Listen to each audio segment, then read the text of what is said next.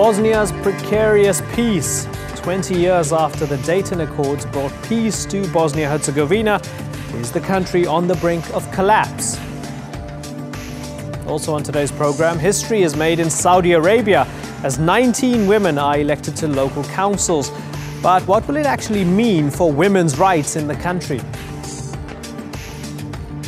And in Picture This, are these the droids you're looking for? Anticipation is at fever pitch as Star Wars fans prepare for the most hyped film of the year.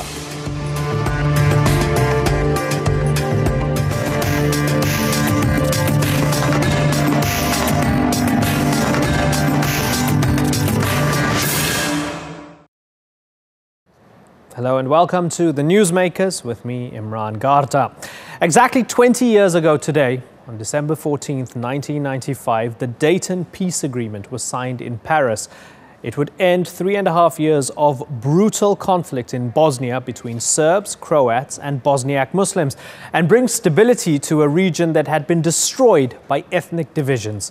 The Dayton Accords may have stopped the killing, but 20 years on, their legacy is clear to see across modern-day Bosnia and Herzegovina.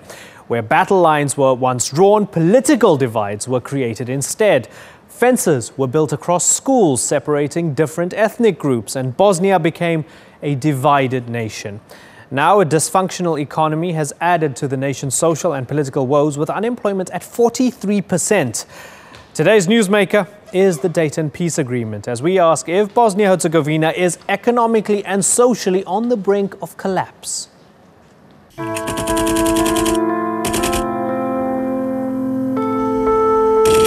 It was Europe's most deadly conflict since World War II. As Yugoslavia fell apart, Bosnia erupted into war. About 100,000 people are believed to have been killed, and 2 million displaced, as Serbs carried out the so-called ethnic cleansing of Bosniaks and Croats. The worst atrocity was the genocide of more than 8,000 people in Srebrenica. After 4 years of bitter bloodshed, the United States and NATO stepped up pressure to get a peace deal agreed in Dayton.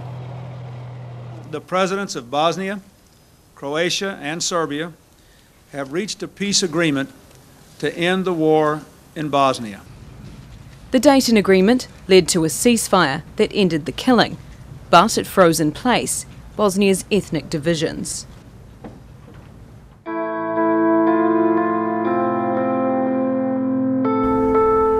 The Dayton Peace Agreement created one of the most complicated systems of government in the world. It split Bosnia and Herzegovina into two entities. 51% is the Federation, made up of mostly Bosniaks and Croats, and 49% Republika Srpska, made up mostly of Orthodox Serbs. There is also a third self-governing administration, and the Federation is further divided into 10 cantons. Bosnia and Herzegovina has a three-pronged presidency, as well as cabinets and parliaments at state and entity level. 20 years on from Dayton, the tensions along the old battle lines remain. Earlier this year, Serbia's Prime Minister was forced to flee a memorial for the Srebrenica massacre when people threw stones at him. And a rhetoric for independence is rumbling on in Republika Srpska. Its leader wants to hold a referendum that challenges the judicial system. I think what we are seeing, not just from Milorad Dodik, but across the political spectrum, is a return to the rhetorics of the early 1990s. So if that is not taken seriously, it can have implications moving on.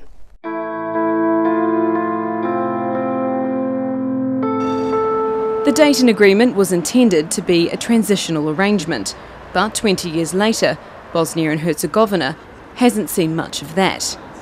Many people blame the awkward government structure and ethnic divides for holding the country back from growth. In 2013, youth unemployment was the highest in the world, at just over 60%.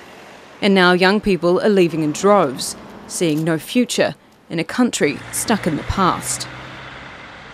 Bosnia is the state that doesn't function according to any standard of functioning democracy and market economy.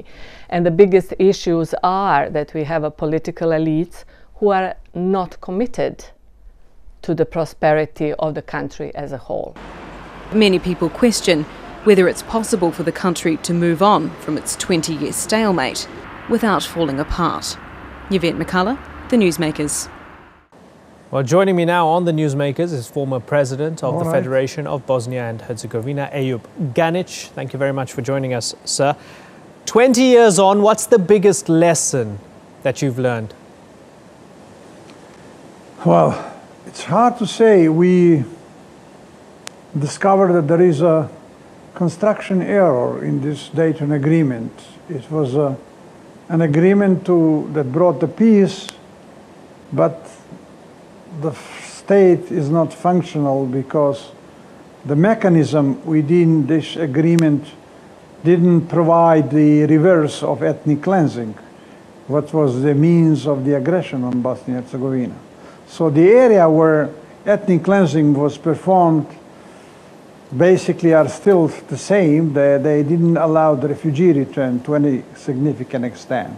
So that's a big surprise. And a young man in Sarajevo was quoted in the international press yesterday as saying, "We are hungry, but we have nothing to eat but nationalism."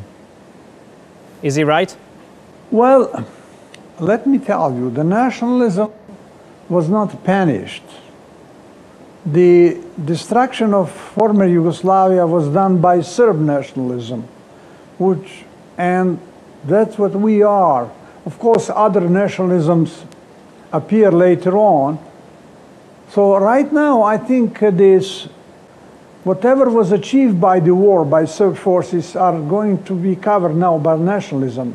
These are actually, I would say, more than nationalism. These are the projects of expelling the Muslims from Balkan area. That was an idea.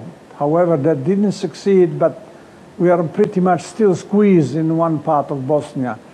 And the return was not allowed so that we can go back to the area where we live. And I'm surprised that the international community is not addressing this issue. We are in the heart of Europe, and ethnic cleansing was sort of verified by this agreement. Talking about nationalisms, Republika Srpska wants to hold a referendum to break away. They say if Kosovo can do it, we can do it. What would that mean for not only the country, but the entire region, if that ever happened?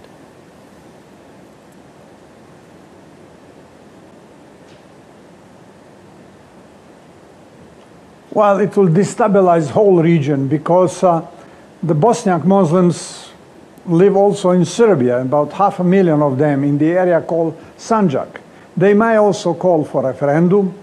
And of course, this will, I would say, create instability. But as you know, we have, when you call Republika Srpska, it is one entity that has such a flashy name. And they also try to get Russia involved in the Balkan region so that Russia could sort of gain something, because the international community was relatively hard on Ukraine, and the Russians now might retaliate by destabilizing Balkan on the same topic.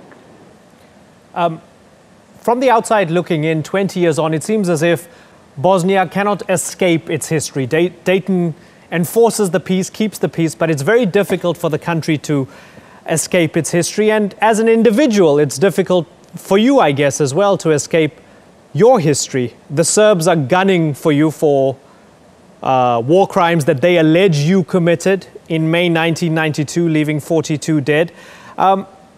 What do you say to those Serbs who say you need to face justice as well? Well, all of us who defended Bosnia are on the list of Serb nationalists. And I'm proud what I did in the past by simply organizing defense and saving Bosnia to great extent. And, you know, of course, I'm one of those war leaders who created the army, Bosnian army, who created resistance and prevented Serbia from taking over. And I will just say I'm the same. In case they attack Bosnia, I will be the same. I will try my best to defend my country, although I'm devoted now to education. But look, you have to look very carefully what's happening in Bosnia. You see who is at The Hague, who is responsible for war crime, who is responsible for Srebrenica, who is responsible for 200,000 Bosniak Muslims killed, 50,000 women raped, and you cannot equalize these things. I know the international community is a kind of a shame what they allow to happen, and they try to, some of them at least, to equalize the guilt, but there is no comparison. We were fighting for freedom. We were protecting everyone who was in Sarajevo with us, Serbs, Croats, Muslims, regardless of the religion. Mr. Ayub Ganic, thank you very much for joining us. It's been a great pleasure talking to you.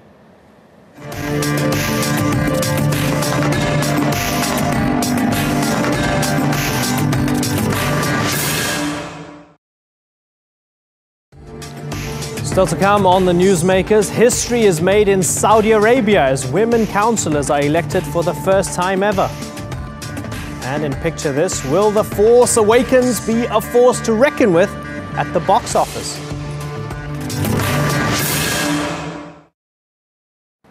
Saudi Arabia has voted at least 19 women into office in the country's local elections. Saturday's poll was the first to allow female participation and is being seen as a historic moment in a country where women are not allowed to drive and are legally dependent on their male relatives.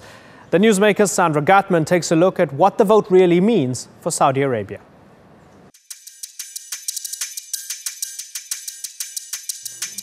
A milestone for women in Saudi Arabia. At least 19 female candidates have been elected in local councils. It's the first time in history women have been allowed to stand and vote in elections. Women's seats make up just a fraction of the 2,106 elected positions. But for Saudi women, this vote is a symbolic step towards gender equality. I am sure that the next generation will be the generation of change. It will be totally different. Women will stand shoulder to shoulder with men. Gender equality isn't the goal. Social justice is.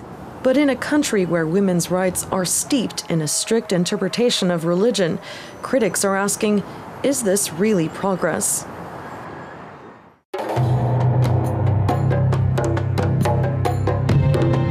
Saudi Arabia is one of the richest countries in the world.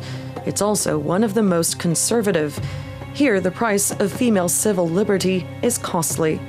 Under Saudi law, all women must have a male guardian who legally oversees them. Women can't go anywhere without their male chaperone's permission.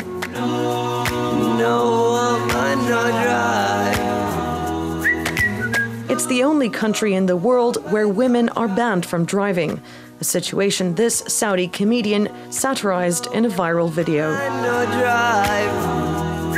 Female activists who were fed up with their inability to move around in public started the Women to Drive campaign in 2008. The campaign has drawn media attention all over the world, but the ban is still in place. And many people in the kingdom say these moves towards women's rights violate Saudi's laws. We have rules in Sharia to prevent the emergence of the image of women. Frankly, whenever Sharia laws are in place, then it must be respected. We respect it and we're proud of it in our elections and in all of our deeds.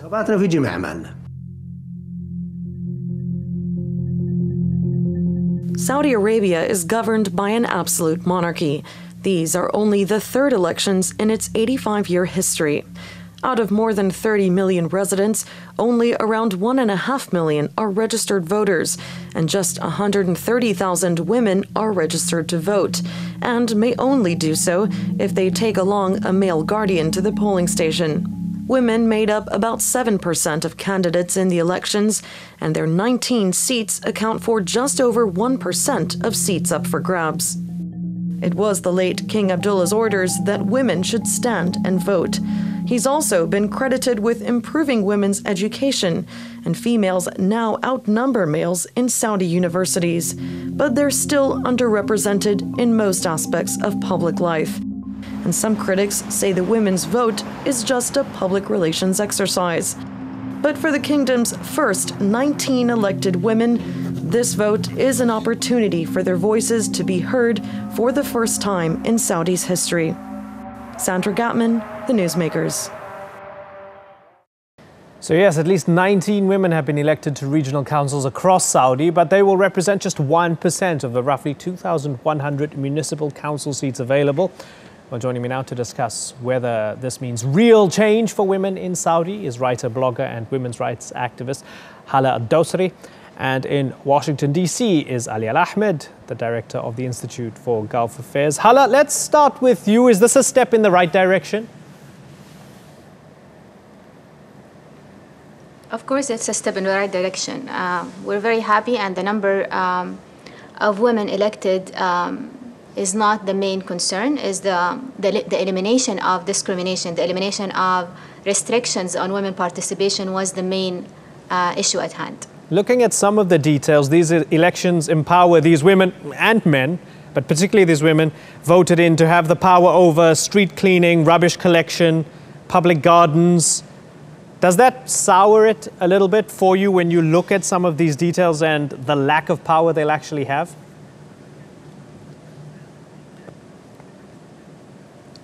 Well, of course there is a lack of power. If we think about the political power, of course there is a lack of power.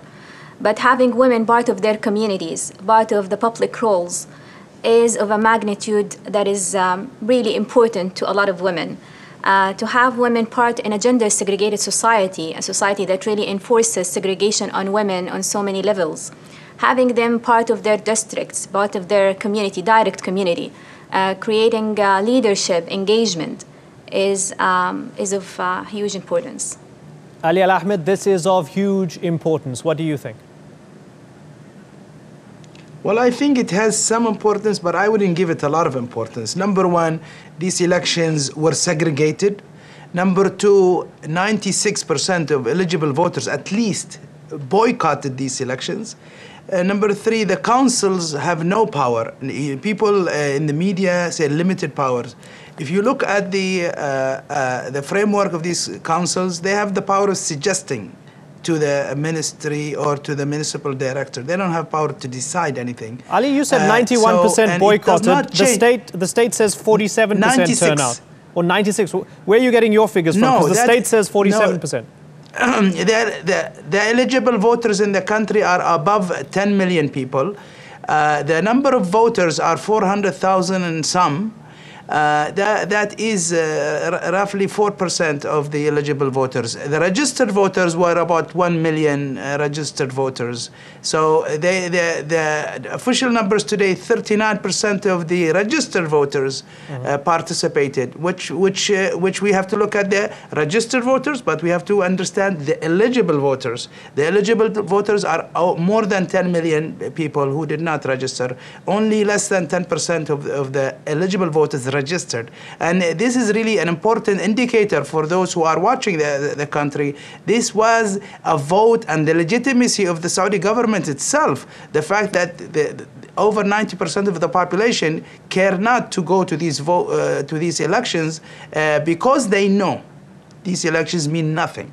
You say they mean nothing. Are you telling me that Salma bint Hizab al-Utaybi wasted her time being elected to the Council of Madraka and so many other women? Do you think they wasted their time?